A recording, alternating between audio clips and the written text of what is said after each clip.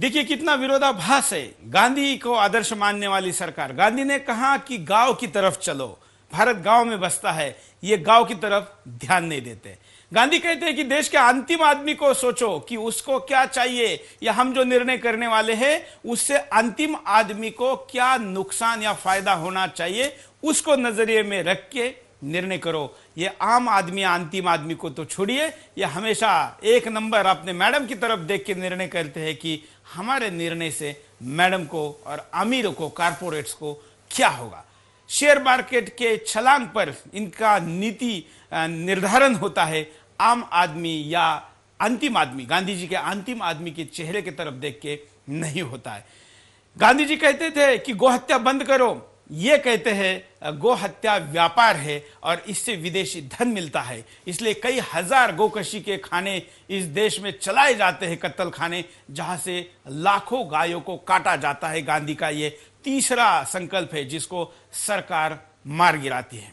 और गांधी अपने कई विचारों के द्वारा, गांधी ने कहा कि धर्मांतरण पाप है और धर्मांतरण के खिलाफ सख्त कानून होना चाहिए। लेकिन पोप इस देश में आता है और कहता है कि हमने पहले अमेरिका, फिर अफ्रीका, अब आशिया का नंबर है। देश की सरकार उसका स्वागत करती है, उसके मरने के बाद 3 दिन का राष्ट्रीय शोक देती है। गांधी की विचारों की हत्या यहां भी होती है। ऐसी गांधी की हत्याएं कहां कहां, कितनी बार इन्होंने की है, आप बता सकते हैं। गोडसे ने तो गांधी के शरीर की हत्या की, लेकिन गांधी के विचारों की हत्या उनके शिष्यों ही या उनको शिष्य दिखाने वाले लोगों ने ही कितनी बार की है। इसके सैकड़ों उदाहरण आपके हमारे सामने हैं।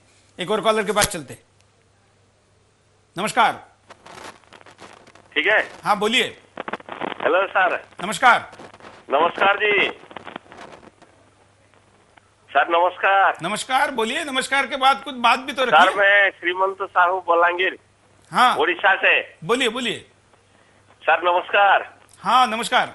ये गांधी जी का रोल अभी जो अन्ना हजारे जी कर रहे हैं, हाँ और कांग्रेस का कोई गांधी है क्या अभी? कांग्रेस का कोई गांधी है क्या सर? बिल्कुल, आप पूछ रहे सवाल। कांग्रेस का कोई गांधी नहीं है। और सोनिया गांधी जो है, सोनिया वो इटाली का कुछ टाइटल ले ले, उसको गांधी टाइटल लेना शोभा नहीं देता। सोनिया गांधी अभी कहाँ है, वो तो कुछ जवाब नहीं दे रही है। देश के लोग क्या क्या सवाल पूछ रहे हैं। धन्यवाद प्रतिक्रिया देने के लिए, अपनी बात को रखने के लिए। धन्यवाद। उड़ीसा से अपनी बात को कह रहे थे, सवाल पूछ रहे थे। ऐसे सवाल मैं दोबारा दोहराता हूं कि व्यक्तिगत होने के बावजूद भी सार्वजनिक जीवन में जीने वाले लोगों को ऐसे सवाल पूछने की, सुनने की आदत और जवाब देने का, जवाबदारी का दायित्व निभाने की मानसिकता होनी चाहिए। और एक कॉलर। नमस्कार। आपसे। हाँ बोलिए। आप बार बार आप कह रहे हैं कि लोग मनमोहन सिंह या कांग्रेस पार्टी वाले लोग गांधीवादी हैं या सोलनी है। मैं आपसे ये कहना चाहता हूँ, उनके जेबों में गांधी पड़े हैं, इनके स्विच बैंकों में गांधी पड़े हैं। आप कह रहे हैं कि गांधीवादी नहीं है, इनके कांग्रेस गांधियों में।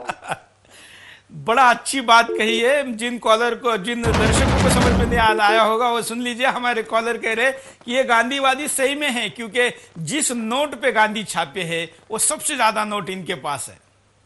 धन्यवाद। कह रहे हैं गांधीवादी नहीं। बड़ी अच्छी बात कही, विडंबन है लेकिन सच्चाई है। एक और कॉलर के पास चलते हैं। नमस्कार। नमस्कार जी, बोलिए। अच्छा मैं रवि बोल रहा हूँ गुड़गांव से। आपसे पहले भी सवाल पूछे हैं। हाँ हेलो। हाँ बोलिए बोलिए।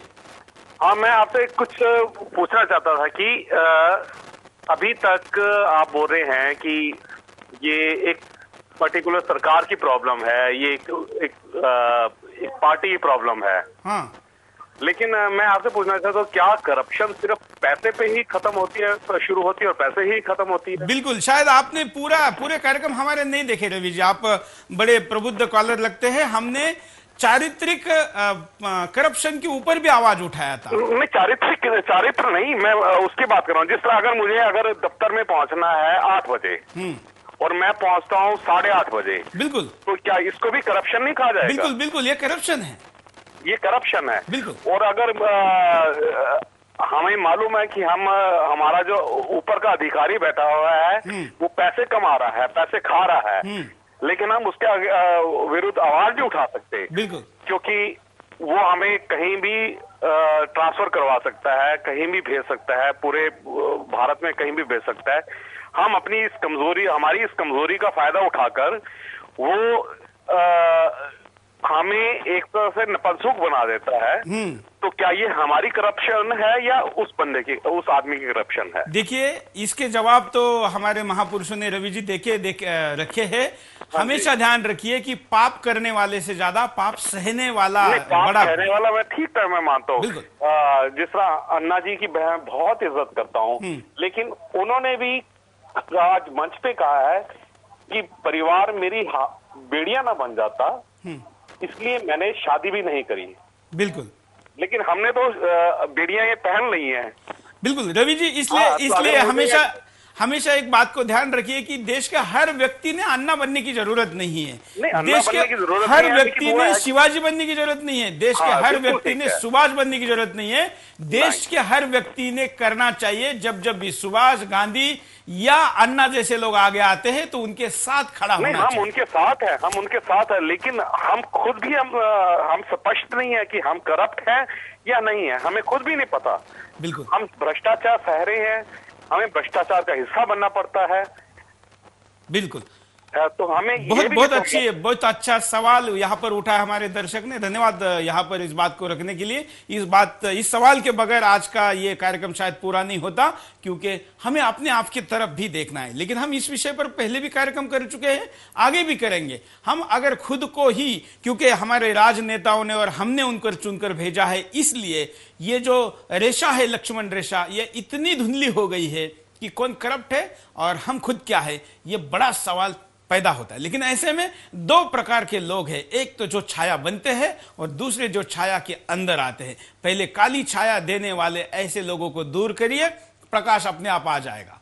और ये रोज शायद सब लोगों को संभव नहीं है, लेकिन जब निर्णायक घड़ी आती है, रात 12 घंटे की होती है, कभी कभी सूर्य को भी ग्रहण लगता है, उस चीज में थोड़ा पेशेंस भी जरूरी है। बल्कि मैं ये कहता हूं कि खून बहाने की जब जरूरत पड़ती है, उसके पहले पसीना बहाइए तो आपको खून कम बहाना पड़ेगा। रात शत्रु की है, सवेरे का इंतजार करिए, और सवेरा होने की स्थिति जब पैदा हुई है तो ऐसे में संघर्ष करिए। यही इसके लिए सही जवाब है। अगले कॉलर के पास चलते हैं। हेलो, नमस्कार। हाँ नमस्कार सुरेश जी, बोलिए। सर चूरू से राजकुमार सारक को निवेदन कर रहा हूँ। हाँ, बोलिए।